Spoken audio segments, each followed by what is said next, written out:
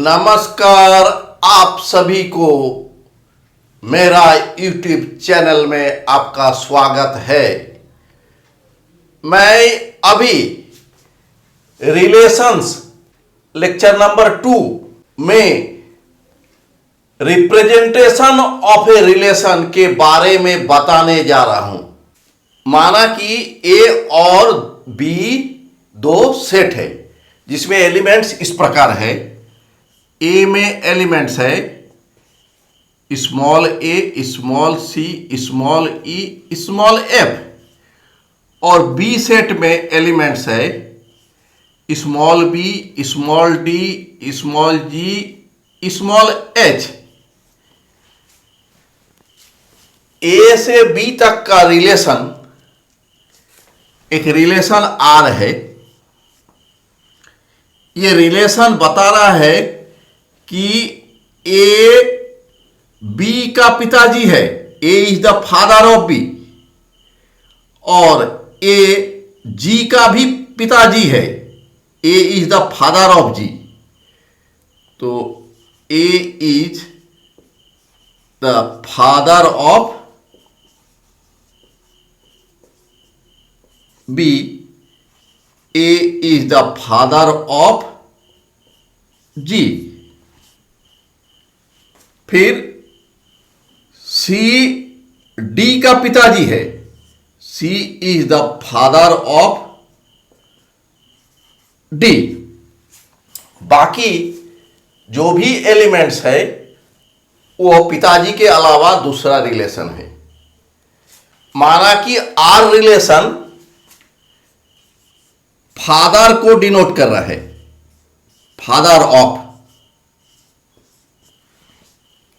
चूंकि ए से बी तक का relation R A cross product B का सबसेट होता है। R is the subset of A Cartesian product B. हम लोग यहां पर आर है फादर ऑफ रिलेशन, तो आर को लिख सकते हैं ऑर्डर्ड पेयर के रूप में। चूंकि ए कार्टेशियन प्रोडक्ट बी का हर एलिमेंट ऑर्डर्ड पेयर के रूप में होगा। तो चूंकि A is the father of B, यहां ऑर्डर्ड पेयर लेंगे ए बी, और ऑर्डर्ड पेयर लेंगे ए जी। चूंकि A is the father of B, A is the father of G. फिर लेंगे C is the father of D, तो ordered pair C D लेना है। तो ये रिलेशन फादर का रिलेशन मिला। अब हम लोग इस रिलेशन को रिप्रेजेंट करेंगे दो तरह से।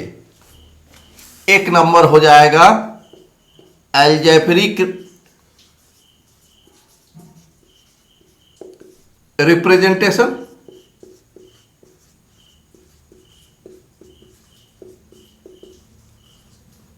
और दो नंबर हो जाएगा विजुअल रिप्रेजेंटेशन।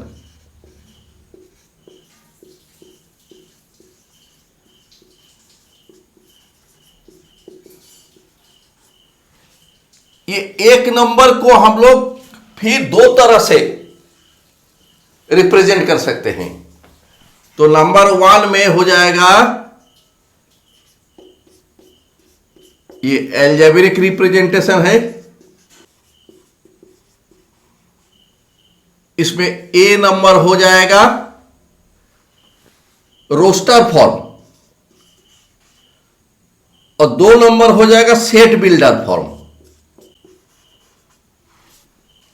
रोस्टर फॉर्म में हम लोग ऑर्डर्ड पेयर को क्लियरली लिखते हैं, हर ऑर्डर्ड पेयर को। जैसे ये रोस्टर फॉर्म में है रिलेशन, तो ए नंबर का एग्जाम्पल हो गया R is a relation containing each ordered pair, मतलब हर ऑर्डर्ड पेयर जो कि फादर ऑफ को डिनोट करता है। इसका मतलब A is the father of B, A is the father of G, C is the father of D.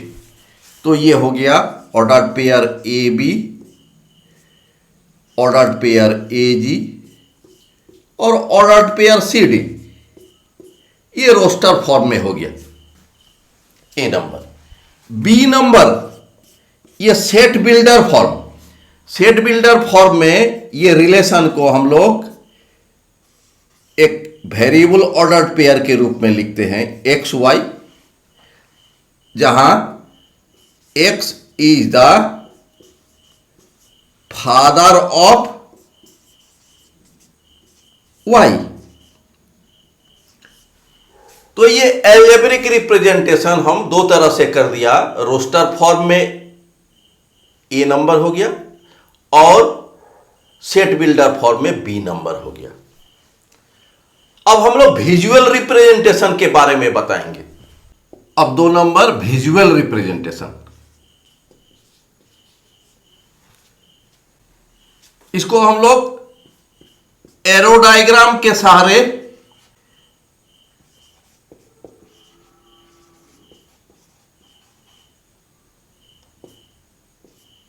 बताते हैं। तो इसके लिए पहले हम लोग सेट ए का एक पिक्चर बना लेते हैं। ये सेट ए है, इसमें एलिमेंट है ए सी ई एफ। और एक दूसरा पिक्चर बना लेते हैं सेट बी का, जिसमें है बी डी जी एच। यहां पर एरो के सहारे हम लोग कनेक्ट करेंगे।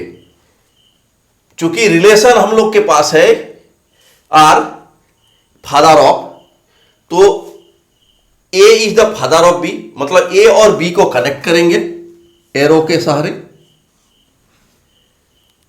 फिर A is the father of G, A और जी को कनेक्ट करेंगे एरो के सहारे। और C is the father of D, C को डी के साथ एरो के सहारे कनेक्शन करेंगे। अब मेरा रिलेशन बन गया विजुअल रिप्रेजेंटेशन में। इसमें देखकर ही पता चलेगा A is the father of B, A is the father of G और C is the father of D. अब हम लोग डोमेन ऑफ रिलेशन करेंगे। डोमेन ऑफ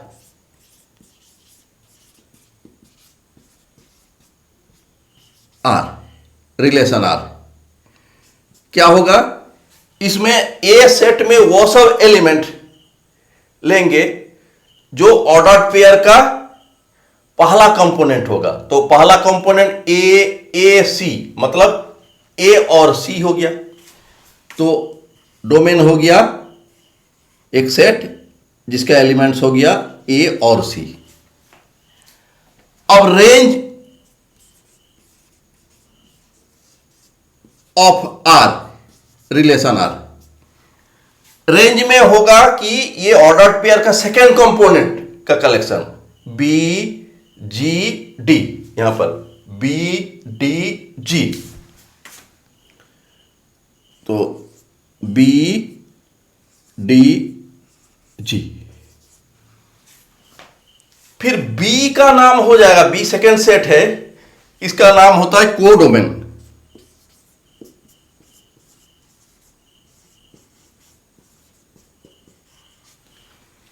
यहां पर हम लोग देख रहे हैं कि रेंज, रिलेशन का रेंज जो है वो बी डी जी एलिमेंट को रखता है। तो ये तीनों एलिमेंट बी सेट के अंदर में आ जाता है, इसीलिए रेंज ऑफ आर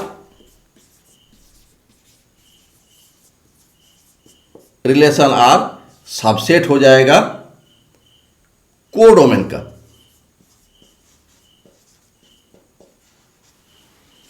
इसी तरह हम लोग किसी भी रियल लाइफ एग्जाम्पल का रिलेशन को आसानी से रिप्रेजेंट कर सकते हैं विभिन्न तरीका से, और साथ साथ इसी एग्जाम्पल से हम लोग दूसरा भी रिलेशन को रिप्रेजेंट कर सकते हैं इसी तरह से।